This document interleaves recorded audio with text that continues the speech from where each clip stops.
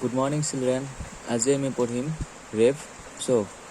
ব্যঞ্জন বৰ্ণৰ আগত ৰ যোগ হ'লে ৰটোক বৰ্ণটোৰ ওপৰত এডাল হেলনীয়া আঁচ আকাৰে লিখা হয়। এই আঁচডালক ৰেফ বোলে। এইডাল হৈছে ৰেফৰ চিহ্ন।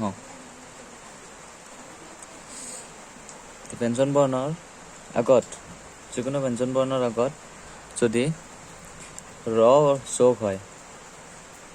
যোগ হয় যেনে উদাহৰণস্বৰূপে খৰ আগত ৰ যোগ হৈছে, এইটো খ ব্যঞ্জন বৰ্ণ, ইয়াৰ আগত ৰ যোগ হৈছে, গতিকে ইয়াক লিখা হ'ব এইদৰে। খৰ ওপৰত এডাল হেলনীয়াকৈ আঁচ দিব লাগিব, এইডালক ক'ব ৰেফ, আৰু ইয়াৰ উচ্চাৰণ হ'ব ৰ যোগ খ ৰয়খৰ খ।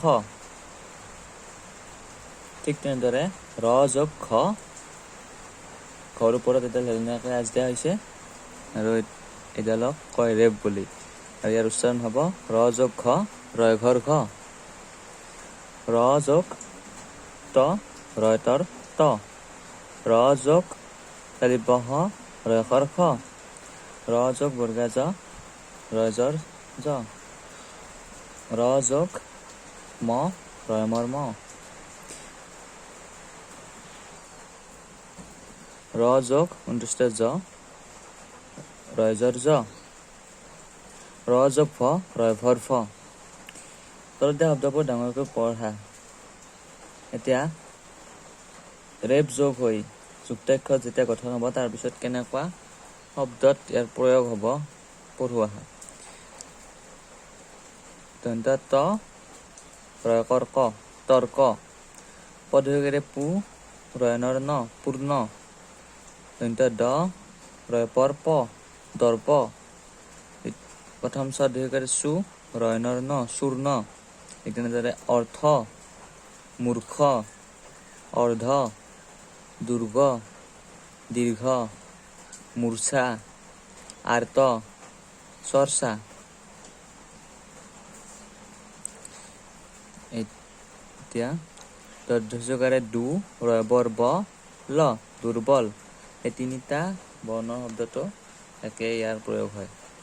প ৰয়বৰ ব দন্ত ত পৰ্বত, চৌ ৰয়বৰ ব অন্তিষ্ঠ ৰ উৰ্বৰ,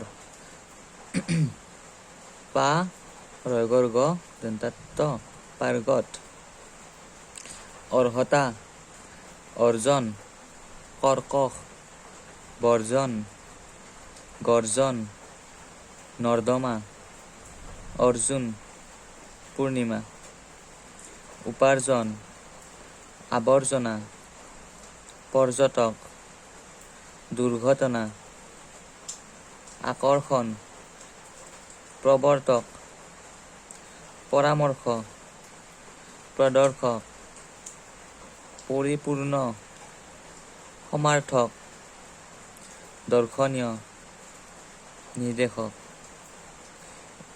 এই শব্দকেইটা তোমালোকে যেতিয়া ঘৰত পঢ়িবা, এবাৰ দুবাৰ নহয় বেছিকৈ পঢ়িব লাগিব, তেতিয়া তোমালোকে শব্দ উচ্চাৰণ আৰু কেনেকৈ শব্দবোৰ লগ লগাব লাগে সেইটো ভালকৈ তোমালোকে জানিবা।